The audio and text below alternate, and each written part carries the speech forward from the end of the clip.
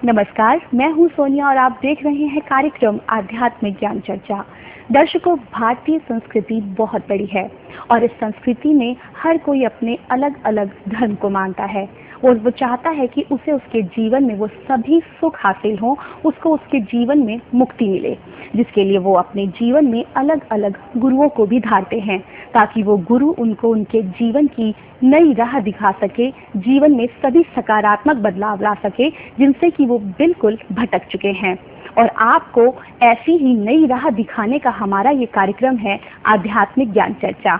तो आइए शुरुआत करते हैं कार्यक्रम की और जानते हैं विचार जगत गुरु तत्वदर्शी संत रामपाल जी महाराज बनाम परम पूज्य संत महामंडलेश्वर स्वामी ज्ञानानंद जी के विचार।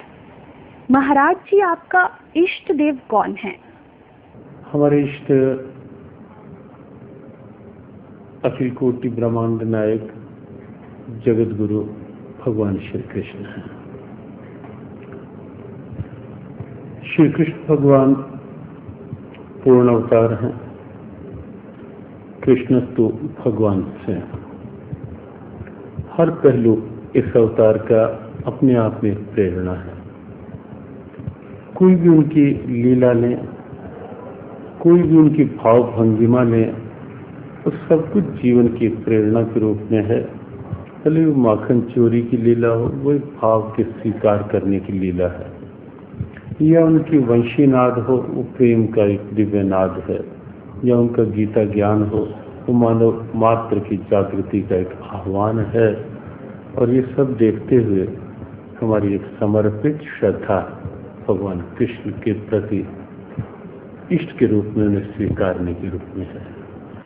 तो ये थे स्वामी ज्ञानानंद जी के विचार। और आइए अब जानते हैं जगत गुरु तत्वदर्शी संत रामपाल जी महाराज के विचार। दंडवतम गोविंद गुरु बंधु अविजन सोए, पहले भये प्रणाम तिन नमो जो आगे होए। ग्रीव नमो नमो सतपुरुष को, नमस्कार गुरु की नहीं। सुर नर मुनि जन साधुआं, संतों सर्वसदी नहीं। सतगुरु साहेब संत सब डंडो तुम प्रणाम, आगे पीछे मध्य हुए तिनको जा कुर्बान। अनंत कोटि ब्रह्मांड में बंदी छोड़ कहाए, सो तो एक कबीर हैं जननी जने नमाए। अनंत कोटि ब्रह्मांड का एक रति नहीं बार, सतगुरु पुरुष कबीर हैं कुल के सिरजनहार। पुण्यात्मा, आध्यात्मिक ज्ञान इतना उलझ चुका है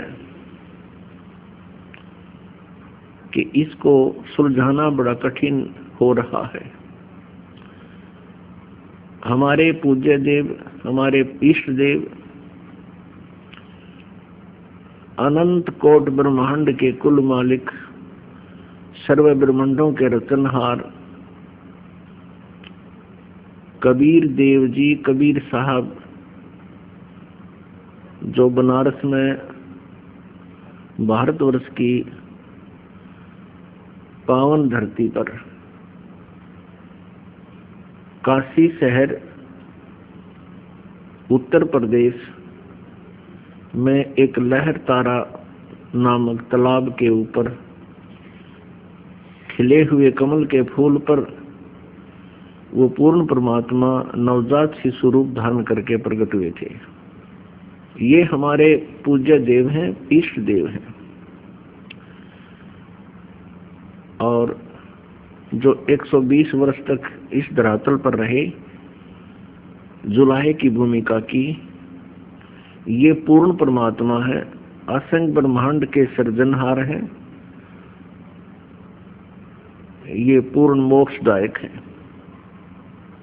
पुण्यात्माओं, आज कुछ पुण्यात्माएं परमेश्वर के विषय में सुनकर अचंभित होंगे कि कबीर जी तो आज तक हमने कभी परमात्मा के रूप में नहीं सुना, क्योंकि हमने उनको एक कवि तक ही सीमित रखा हुआ था। लेकिन परमात्मा की जीवनी, उनकी लीला की कथाओं से स्पष्ट है, और साथ में पवित्र वेदों, पवित्र श्रीमद् भगवत गीता आदि सदग्रंथों से प्रमाणित है कि वो कबीर परमात्मा असंख्य ब्रह्मांड का स्वामी है। आध्यात्मिक ज्ञान इतना उलझ चुका है कि इसके सुलझाना बड़ा कठिन हो रहा है। परमेश्वर कबीर देव जी जो हमारे इष्ट देव हैं, वे स्वयं ही सत्यान देने के लिए धरातल पर आते हैं। अपने सनातन परम धाम से चलकर गति करके सहशरीर आते हैं और कुछ दिन यहाँ अपनी लीला करके सहशरीर चले जाते हैं। तो उन्होंने स्वयं ही आकर के अपनी प्यारी आत्माओं को ये यथार्थ ज्ञान बताया। उन्होंने यहाँ देखा कि कोई भी व्यक्ति, कोई भी संत, कोई भी ऋषि देव तत्व ज्ञान से परिचित नहीं है, और सभी अपने अपने इष्ट को सर्वेश्वर, महेश्वर, मृत्युंजय, कालज्ञ, सब ब्रह्मांडों के स्वामी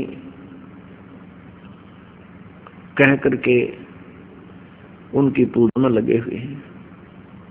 अब परमेश्वर कबीर देव जी ने क्या कहा कि नौ मन सूत उलझिया, ऋषि रहे झकमार, और सतगुरु ऐसा सुलझा दे, उलझे ना दूजी बार। कुछ श्रद्धालु, कुछ संत गुरु श्री कृष्ण जी को अनंत करोड़ ब्रह्मांड का नायक बताते हैं, ब्रह्मांडों का रचनहार बताते हैं, पूर्ण परमात्मा बताते हैं। अब जो श्री कृष्ण जी को समर्थ बताते हैं, सर्वेश्वर बताते हैं, उन्होंने लगता है सदग्रंथों का अध्ययन नहीं कर रखा, दंत कथा सुना रहे हैं। देखिएगा श्री शिव पुराण, संक्षिप्त शिव पुराण, सचित्र मोटा टाइप, गीता प्रेस गोरखपुर से प्रकाशित है ये, और संपादक हनुमान प्रसाद पोदार, प्रकाशक एवं मुद्रक हैं गीता प्रेस गोरखपुर, गोविंद भवन कार्यालय कोलकाता का संस्थान। ये इनके फोन और फैक्स नंबर है। इसके 560 पृष्ठ पे ये है उमा संहिता, और पृष्ठ नंबर 560 पे, ये 561 है। यहाँ पर हम यहाँ से पढ़ते हैं। उस समय पुत्र की प्राप्ति के निमित्त श्री कृष्ण के हिमवान पर्वत पर जाकर महर्षि उपमन्यु से मिलने, उनकी बताई हुई पद्धति के अनुसार भगवान शिव की प्रसन्नता के लिए तप करने, उनके तप से प्रसन्न होकर पार्वती, कार्तिकेय तथा श्री गणेश सहित शिव के प्रकट होने तथा श्री कृष्ण के द्वारा उनकी स्तुति पूर्वक वरदान मांगने की कथा सुनाकर संत कुमार जी ने कहा, श्री कृष्ण का वचन सुनकर भगवान भाव यानी शिव जी उनसे बोले, वासुदेव तुमने जो कुछ मनोरथ किया है वह सब पूर्ण होगा। इतना कहकर त्रिशूलधारी भगवान शिव फिर बोले, यादवेंद्र तुम्हें सांब नाम से प्रसिद्ध एक महापराक्रमी बलवान पुत्र प्राप्त होगा। एक समय मुनियों ने भयानक संवर्तक यानी प्रलयंकर सूर्य को शाप दिया था, तुम मनुष्य योनि में उत्पन्न होगे, अतः वे संवर्तक सूर्य ही तुम्हारे पुत्र होंगे। इसके सिवा जो जो वस्तु तुम्हें अभिष्ट है वह सब तुम प्राप्त करो। संत कुमार जी कहते हैं, इस प्रकार परमेश्वर शिव से संपूर्ण वरों को प्राप्त करके श्री कृष्ण विविध प्रकार की बहुत सी स्तुतियों द्वारा उन्हें पूर्णतः संतुष्ट किया। तदंतर भगत वसल गिरिराज कुमारी यानी पार्वती ने शिवा ने प्रसन्न हो उन तपस्वी शिव भगत महात्मा वासुदेव से कहा, यानी कृष्ण से कहा। पार्वती बोली, परम बुद्धिमान वासुदेव नंदन श्री कृष्ण, मैं तुमसे बहुत संतुष्ट हूँ। अनग तुम मुझसे भी उन मनोवांछित वरों को ग्रहण करो, भूतल पर दुर्लभ है। श्री कृष्ण ने कहा, देवी यदि आप मेरे इस सत्य तप से संतुष्ट हैं और मुझे वर दे रही हैं, तो मैं चाहता हूं कि ब्राह्मणों के प्रति कभी मेरे मन में द्वेष न हो। मैं सदा द्विजों का पूजन करता रहूं, मेरे माता पिता सदा मुझसे संतुष्ट रहें। मैं जहां कहीं भी जाऊं, समस्त प्राणियों के प्रति मेरे हृदय में अनुकूल भाव रहे। आपके दर्शन के प्रभाव से मेरी संतति उत्तम हो। पुण्यात्मा, आप इन सदग्रंथों को आंखों देखकर स्वयं निर्णय ले सकते हो कि श्री कृष्ण जी की क्या स्थिति थी, और इनको जो सर्वेश्वर महेश्वर अनंत कोटि ब्रह्मांड के स्वामी और इनको यानी जगत गुरु कह रहे हैं, तो वो संत नहीं, ना ही वो आध्यात्मिक गुरु, और कोई श्रद्धालु ऐसा उनके कहने से लगा हुआ है, ऐसे मानकर साधना कर रहा है, वो अपना जीवन नष्ट कर रहा है। महाराज जी, क्या श्री कृष्ण जी ही विष्णु भगवान का स्वरूप है? जहाँ तक बात है भगवान कृष्ण और विष्णु भगवान, विष्णु भगवान को जब हम नारायण के रूप में लेते हैं तो वहाँ भगवान कृष्ण नारायण की ही अवतार हैं, तो उस रूप में वहाँ एक रूपता है, वहाँ की भिन्नता कहीं भेद नहीं है। तो ये थे स्वामी ज्ञानानंद जी के विचार, और आइए अब जानते हैं जगत गुरु तत्वदर्शी संत रामपाल जी महाराज के विचार। दंडवतम गोविंद गुरु बंधु अविजन सोए, पहले भये प्रणाम तिन नमो जो आगे होए। कुछ श्रद्धालु, कुछ संत गुरु श्री कृष्ण जी को अनंत करोड़ ब्रह्मांड का नायक बताते हैं, ब्रह्मांडों का रचनहार बताते हैं, पूर्ण परमात्मा बताते हैं। साथ में ये भी कहते हैं कि वो श्री विष्णु जी के ही अवतार थे, यानी श्री विष्णु जी ही स्वयं धरातल पर अवतरित हुए। श्री विष्णु जी सतोगुण प्रभु हैं, ये भी उन्हें स्वीकार्य है। पुण्यात्मा, किसी भी निर्णय पर पहुंचने के लिए हमने कोई आधार बनाना होगा। जिन भगवानों यानी श्री ब्रह्मा जी, श्री विष्णु जी, श्री शिव जी की हम महिमा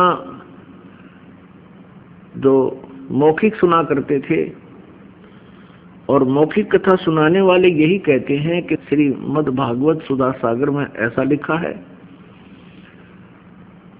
और श्री शिव पुराण में ऐसा लिखा है, श्री विष्णु पुराण में ऐसा लिखा है, श्री देवी पुराण में ऐसा लिखा है, और उन्हें पवित्र पुराणों को आधार बता करके ये कहा करते थे कि कह रहे हैं अब भी कि ब्रह्मा विष्णु महेश अजन्मा है, इनकी जन्म मृत्यु नहीं होती। कुछ एक इतना तो मानने लग गए हैं विश्वास के ज्ञान को सुनकर कि वो सर्ग के अंत में विराट परमात्मा में लीन हो जाते हैं, और फिर प्रारंभ में वो फिर प्रकट हो जाते हैं। ये इनका भ्रमित ज्ञान है, लोक वेद है, दंत कथाएं हैं, यथार्थ ज्ञान नहीं है। श्री कृष्ण जी सतोगुण प्रभु हैं। एक ब्रह्मांड के अंदर एक विभागीय मंत्री जानो, सतोगुण विभाग के एक मंत्री यानी साहेब हैं, इतने स्वामी हैं, इतने प्रभु हैं। ये अनंत कोट ब्रह्मांड के नायक नहीं है। इनके समांतर शक्ति श्री ब्रह्मा जी ये रजोगुण विभाग के स्वामी हैं और स्वयं भी ये रजोगुण युक्त है। श्री कृष्ण जी श्री विष्णु जी ये भी सतोगुण युक्त है, सतोगुण है ये। और इन्हीं के समांतर श्री शिव जी जो तमोगुण है, ये भी एक विभाग के मंत्री हैं, एक ब्रह्मांड में और 3 लोकों पर, पृथ्वी लोक, पाताल लोक और स्वर्ग लोक तक इन तीनों भगवानों की एक विभागीय पावर शक्ति है। इनको अनंत कोट ब्रह्मांड का स्वामी बताना, पूर्ण परमात्मा का अवतार बताना, पूर्ण परमात्मा कहना, ये भ्रमित ज्ञान है, ये लोक वेद है, यथार्थ ज्ञान नहीं है। तो पुण्यात्माओं, अब आपके रूबरू कराते हैं उन सदग्रंथों को जिनमें परमात्मा के विषय में लिखा हुआ है और ब्रह्मा, विष्णु और शिव जी के विषय में भी उन्हीं की इतिहास में लिखा हुआ है, वो आपके रूबरू कराते हैं। श्री कृष्ण जी विष्णु अवतार थे, यानी स्वयं विष्णु जी ही श्री कृष्ण रूप में देवकी जी के गर्भ से जन्मे थे। इसका प्रमाण आपको दिखाते हैं। अब देखिएगा आपके समक्ष श्रीमद् भागवत सुधा सागर के अंदर प्रमाण दिखाते हैं। गीता प्रेस गोरखपुर से प्रकाशित है। सचित्र श्री भागवत सुधा सागर, भगवान वेद व्यास कृत श्रीमद् भागवत 12 स्कंदों की सरल हिंदी व्याख्या श्लोकांक सहित सुख सागर, गीता प्रेस गोरखपुर से प्रकाशित है। इसके मुद्रक एवं प्रकाशक है गीता प्रेस गोरखपुर। इसके पृष्ठ नंबर 549 पे 549 पृष्ठ नंबर पर दिखाते हैं। ये देखिएगा 10वां स्कंद अध्याय 3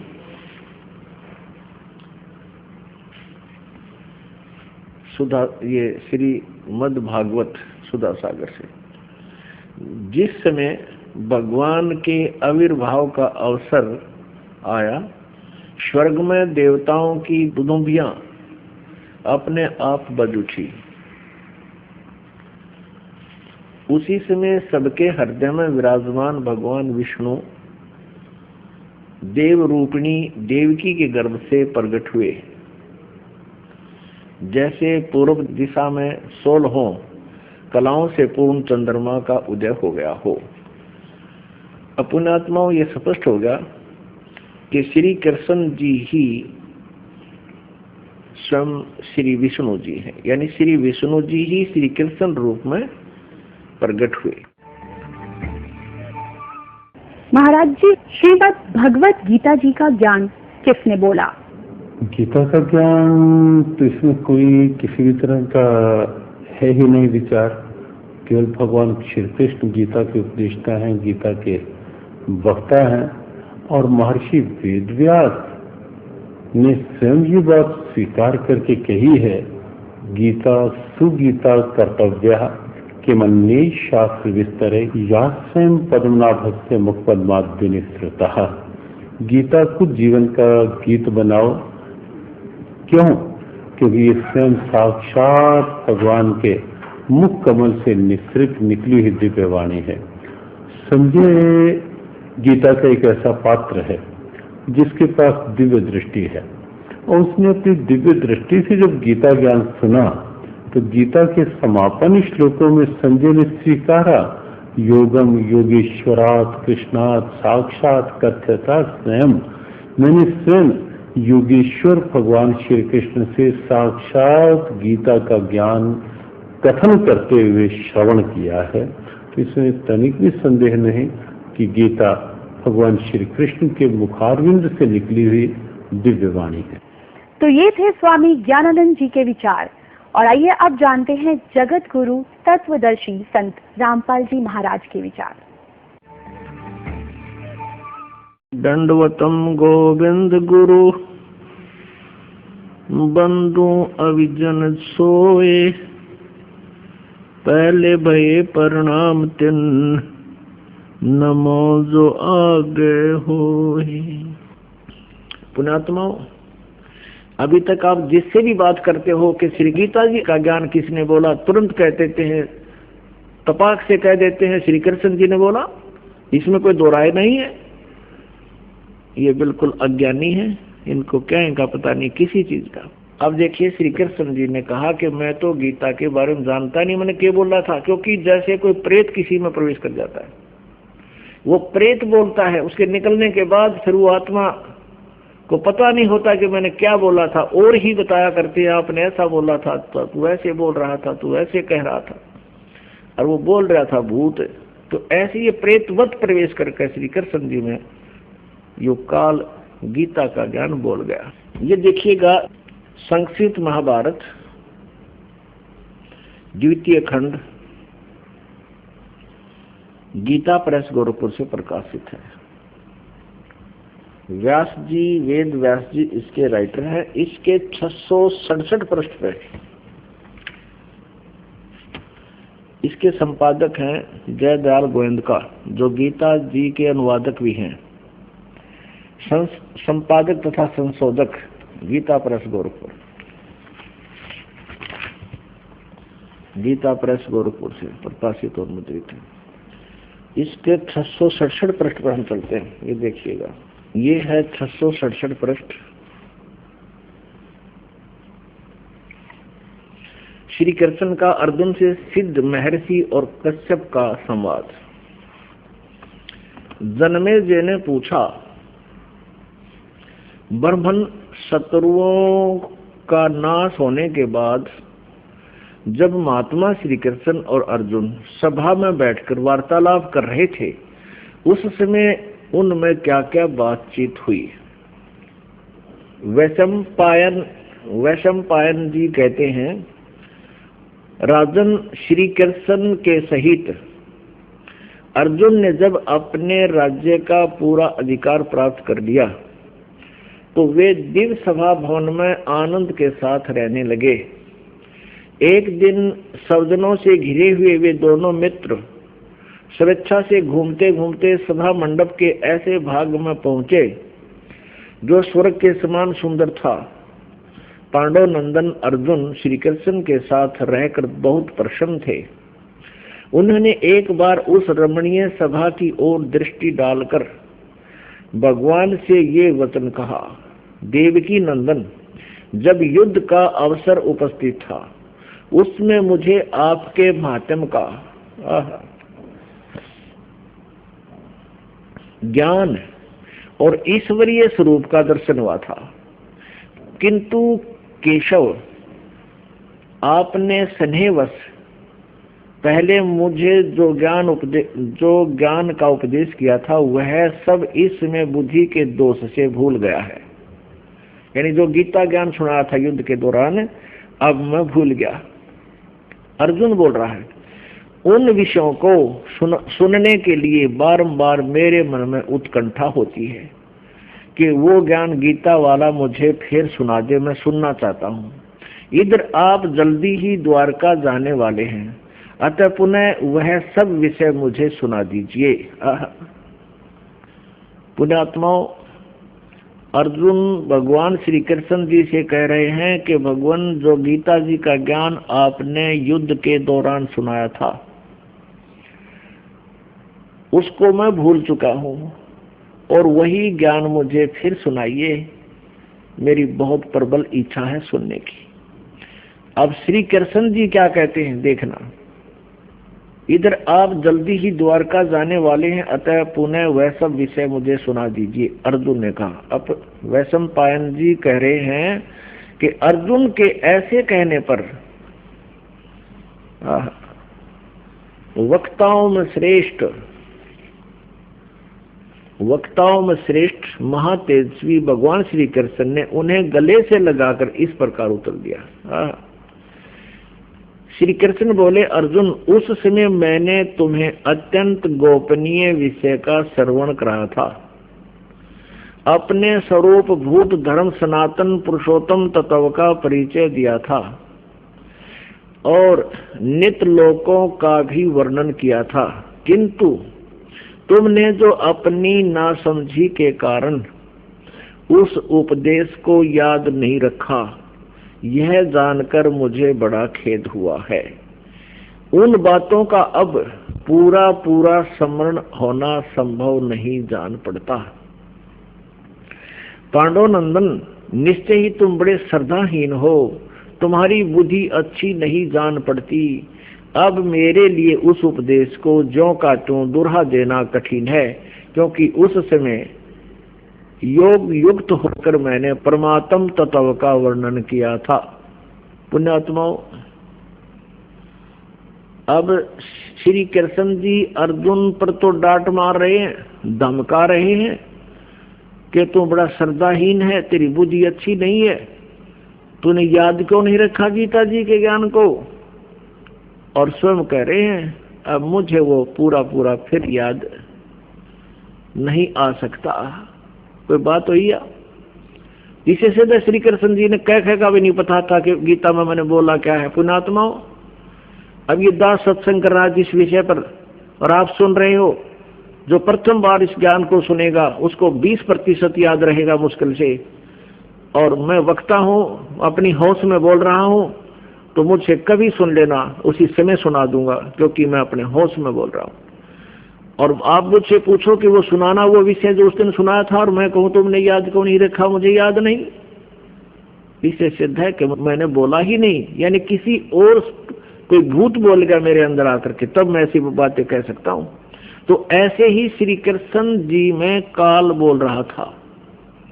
ये काल कौन है? ये 21 ब्रह्मांड का स्वामी है, ब्रह्मा विष्णु महेश का पिता है, दुर्गा इसकी पत्नी है, ब्रह्मा विष्णु महेश की माता दुर्गा है।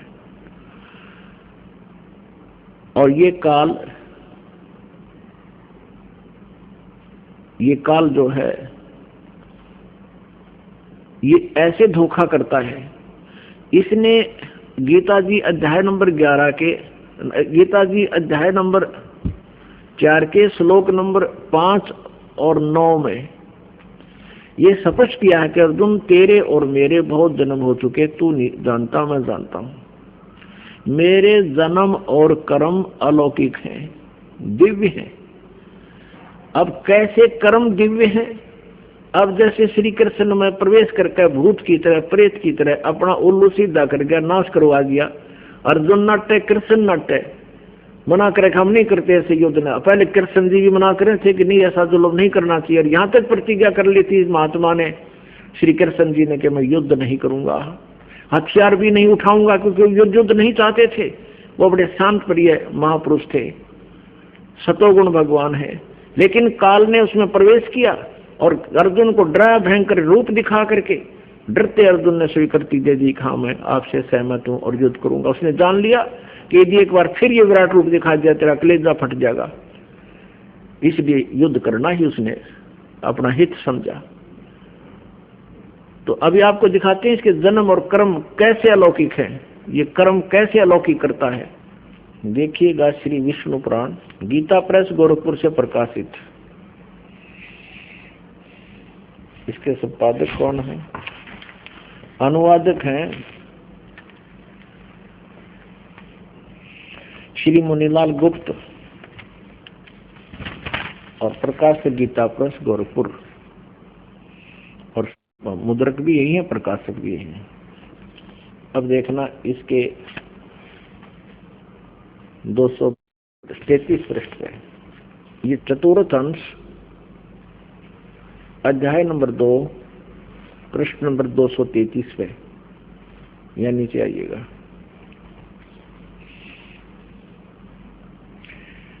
ये श्लोक नंबर 22 से लेकर 26 तक हम पढ़ेंगे। पूर्व काल में, त्रेता युग में, एक बार अति भीषण देव असुर संग्राम हुआ, देवताओं और राक्षसों का युद्ध हुआ। उसमें महाबलवान दैत्यगण से पराजित हुए देवताओं ने भगवान विष्णु की आराधना की। अब इन देवताओं ने आराधना तक की विष्णु की, और आ गया युग काल विष्णु रूप धारण करके। ये कहता है चतुर्भुज रूप भी बड़ी मुश्किल से अपनी कृपा से किसी किसी को दिखाता हूं। तब आदि अनंत शून्य अशेष जगतपति पालक श्री नारायण ने देवताओं से प्रसन्न होकर कहा, आप लोगों का जो कुछ भी अभिष्ट है वह मैंने जान लिया है। उसके विषय में यह बात सुनिए।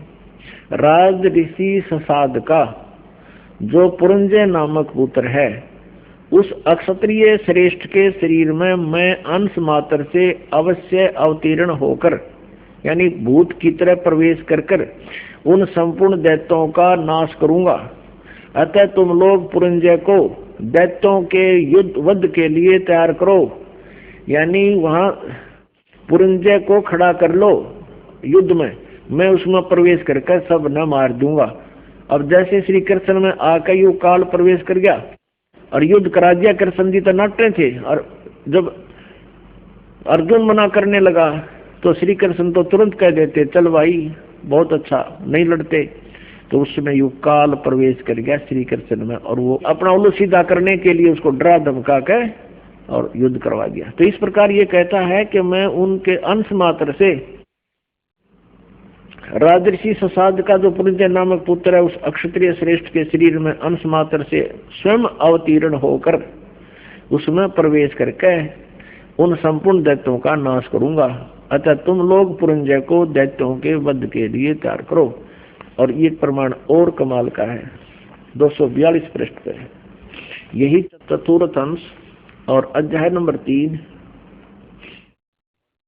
श्री विष्णु पुराण 242 पृष्ठ नीचे आइएगा। ये तीसरा अध्याय है।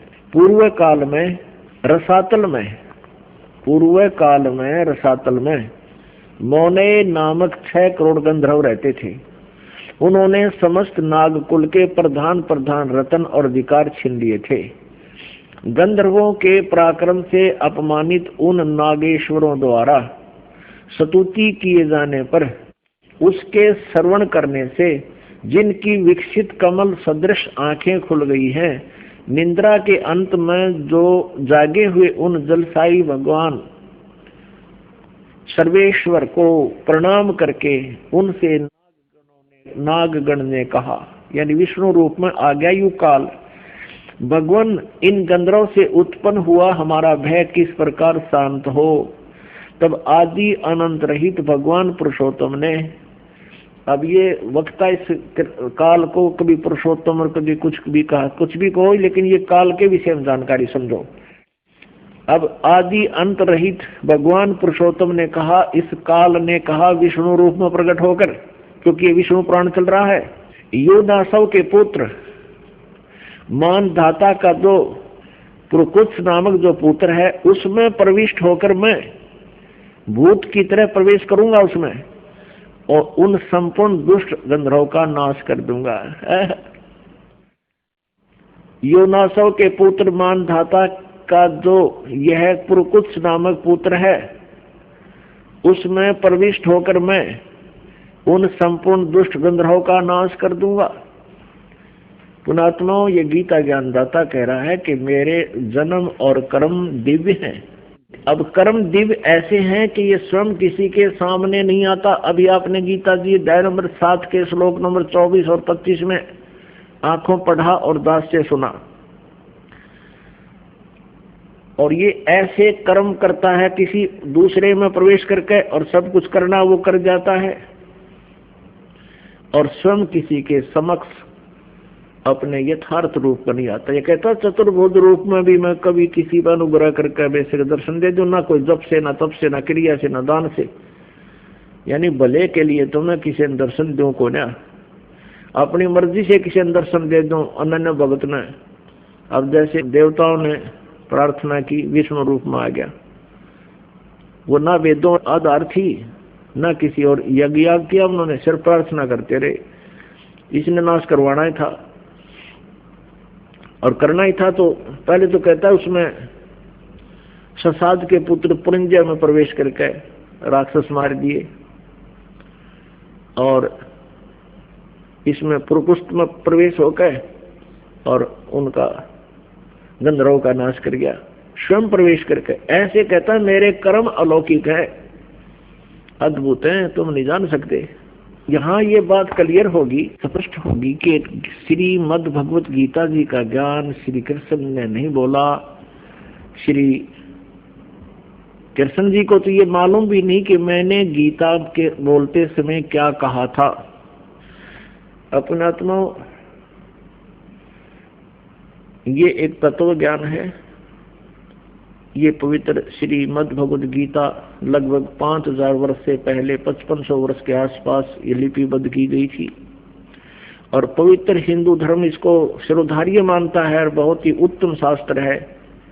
लेकिन इसमें वास्तविकता क्या है ये नहीं परिचित थे, इसको नहीं जान सके। और पुण्यात्मा अपने घर में औषधियों की बुक रखी है और वो बहुत ही अच्छी जानकारी है, लेकिन हम समझ नहीं सके। उसकी एक्वेशन उसका अलग से बना दिया गलत, उसको औषधियां तैयार करके हम विनाश को प्राप्त हो गए, रोग नाश नहीं हुआ। तो अब इस दास के ऊपर कृपा की परमात्मा ने, ये वही अनमोल सदग्रंथ श्रीमद् भगवत गीता अपने पास है, हम सभी शिक्षित हैं। इस शिक्षा का अब हम लाभ उठाएंगे और परमात्मा पाएंगे। अपनात्मा प्रमाण के बिना आप नहीं मान सकते, क्योंकि लोकवेद आप जी ने बहुत सुन रखा है, और उस लोकवेद को जो अज्ञान था, अधूरा ज्ञान था, उसको हटाने के लिए, उसका नाश करने के लिए ये तत्व ज्ञान सुनाना पड़ रहा है, और साथ में ये प्रमाण आपके समक्ष प्रस्तुत करने पड़ रहे हैं, और फिर आप इस तत्व ज्ञान को स्वीकार करके अपना कल्याण करा पाओगे। अब एक और प्रमाण देते हैं कि महाभारत में प्रमाण है कि श्री कृष्ण जी ने कौरवों की सभा में अपना विराट रूप दिखाया था। तो इससे भी आपको प्रमाणित हो जाएगा। ये देखिएगा, संक्षिप्त महाभारत प्रथम खंड गीता प्रेस गोरखपुर से प्रकाशित है।